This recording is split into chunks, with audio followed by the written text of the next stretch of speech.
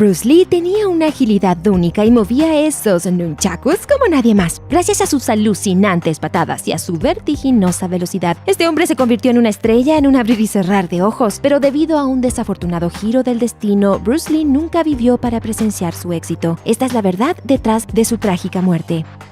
Bruce Lee fue prácticamente hecho para las películas. Como un niño que creció en Hong Kong, Lee fue un actor infantil inigualable, apareciendo en aproximadamente 20 películas. Cuando regresó a su país natal, Estados Unidos, abrió escuelas de artes marciales, entrenó a estrellas como Steve McQueen e incluso se puso una máscara negra y luchó contra el crimen. Interpretando a Kato en The Green Hornet, Lee introdujo el Kung Fu en la televisión de los Estados Unidos. Desafortunadamente, la serie solo tuvo 26 episodios. Frustrado por los ejecutivos de Hollywood que no lo tenían muy en cuenta, Lee regresó a Hong Kong, donde descubrió que era el hombre más famoso. The Green Hornet era tan popular en su tierra natal que se conocía como el show de Kato. Muy pronto Lee consiguió papeles principales en películas en Hong Kong. La primera película de Lee como actor principal fue El Gran Jefe, la cual se convirtió en la película más taquillera de la historia de Hong Kong. Mantuvo ese récord hasta que apareció la segunda película de Lee, Furia Oriental. Poco después, Lee trabajó incluso como director, estando en ambos lados de la cámara para El Furor del Dragón. Luego de solo 3 películas, Lee se convirtió en el rey del cine asiático y Hollywood finalmente decidió trabajar con él.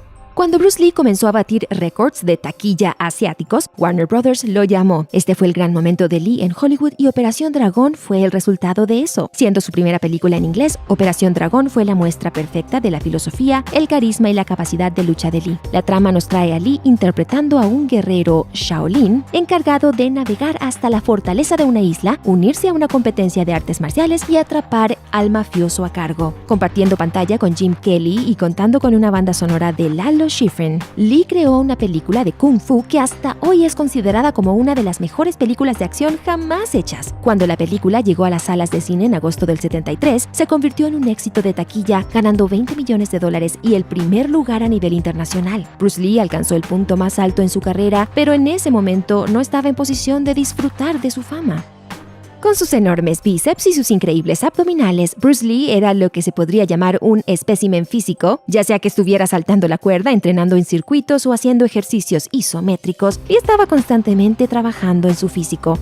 As an actor, as a martial artist, as a human being, all these I have learned from martial art.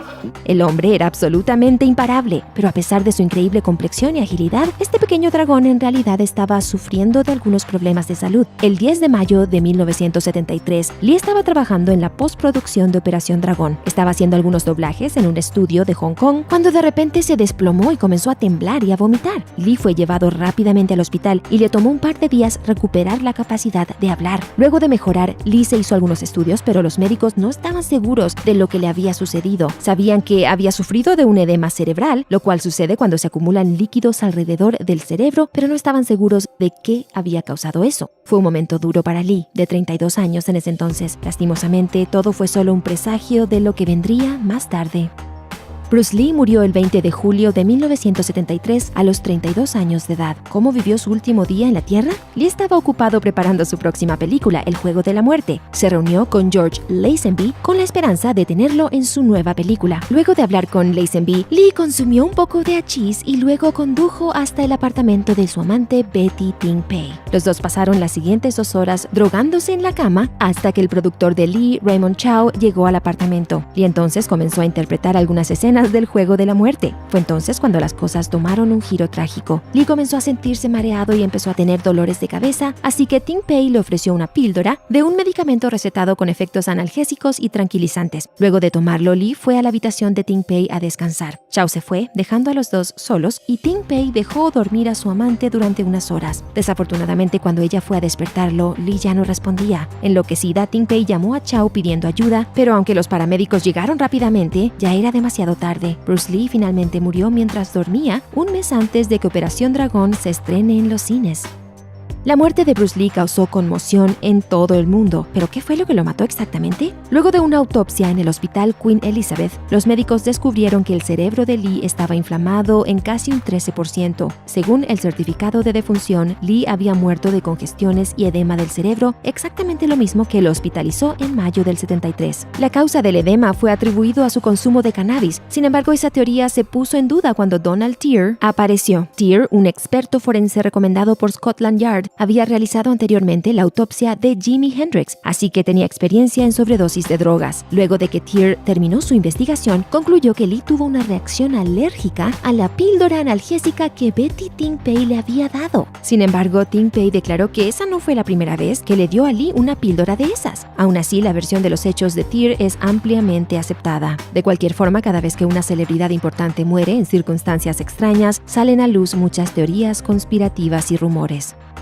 Raymond Chow cometió un gran error luego de la muerte de Bruce Lee. Con la esperanza de proteger la imagen del actor, afirmó que Lee murió en casa con su esposa Linda. Pero una vez que la prensa descubrió la verdad, los tabloides no se quedaron callados. De hecho, mucha gente culpó a Betty Ting Pei y algunos sugirieron que ella incluso lo envenenó a propósito. Y desafortunadamente, ese no fue el único rumor sobre la muerte del pequeño dragón. Una de las teorías más populares dice que otros artistas marciales estaban tan enojados con Lee por enseñar sus secretos a los occidentales que decidieron matarlo. Algunos dicen que fueron los ninjas y otros afirman que Lee fue asesinado con el Dim Mak, un movimiento mítico de artes marciales que supuestamente mata a la víctima de un solo golpe. Algunos creen que fue asesinado por deber dinero a las tríadas, mientras que otros afirman que la mafia lo mató porque él no les permitió controlar su carrera. Otras teorías más locas incluso dicen que se trata de una maldición familiar que tomó tanto la vida de Bruce como la de su hijo, Brandon Lee. Pero a pesar de todas esas especulaciones, Lee en realidad no fue asesinado ni por un jefe de la mafia ni envenenado por su amante. Es prácticamente seguro que murió a causa de una pequeña pastilla.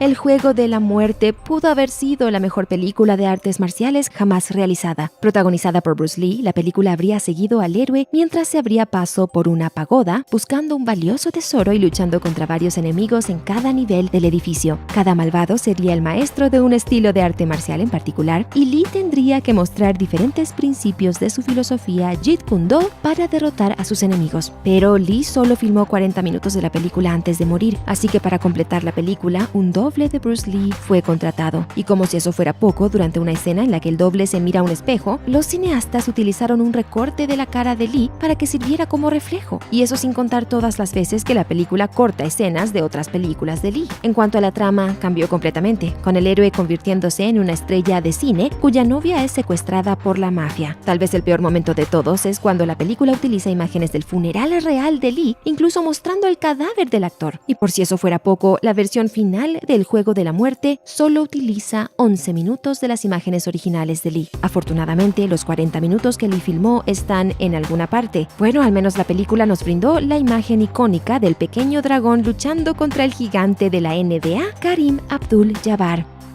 Inmediatamente luego de la muerte de Lee, los cineastas de Hong Kong aprovecharon el momento dando a luz un nuevo género llamado bruceplotación. Con la esperanza de sacar provecho del póstumo estrellato de Lee, los estudios contrataron actores que se parecían al actor, les dieron nombres como Bruce Lee con una sola E y Dragon Lee y los lanzaron a películas que no eran exactamente de buen gusto. Por ejemplo, tenemos a Bruce Lee and I, un drama biográfico sobre la relación de Lee con Betty Ting Pei, en donde Ting Pei se interpreta a sí misma.